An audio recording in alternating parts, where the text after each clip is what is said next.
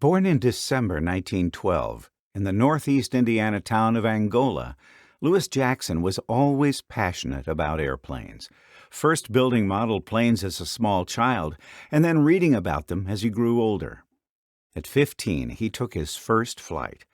Soon after, he designed and flew his own hang gliders. Then he purchased an incomplete Alco Sport, to which he attached a motorcycle engine. Unfortunately, a windstorm destroyed it before he could fly it, but he never let that dampen his inventive spirit. In 1930, Louis began formal flight instruction using several aircraft, including a Curtiss Jenny. When a nearby college denied his admission, he used his college money to buy a Depression-era bargain-priced plane and then soloed in his own Waco. Still wanting a higher education, he earned money for college by barnstorming, performing aeronautical stunts, and flying exhibitions. In 1939, Jackson received a Bachelor of Science degree in education, his second passion, from Marion College, now Indiana Wesleyan University. After completing courses in advanced aeronautics and flight mechanics, Louis Jackson moved to Tuskegee University. He became the Army Air Corps' Director of Flight Training for the black aviators who would soon be known as the Tuskegee Airmen, the famed Red Tails.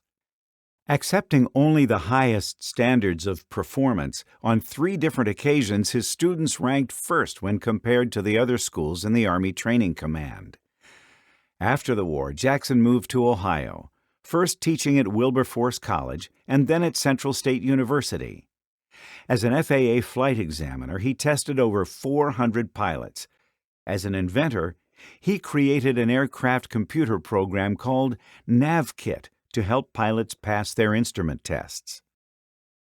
After obtaining a master's degree from Miami University in Ohio, Louis Jackson earned a Ph.D. in higher education from Ohio State.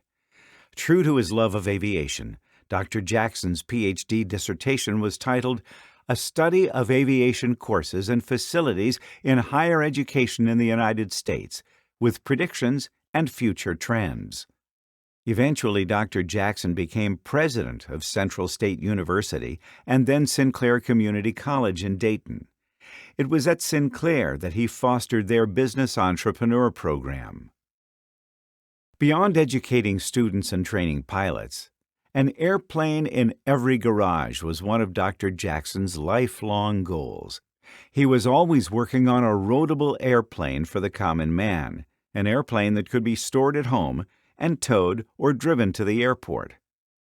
In the early 1960s, Dr. Jackson created and flew his 10th and final experimental plane.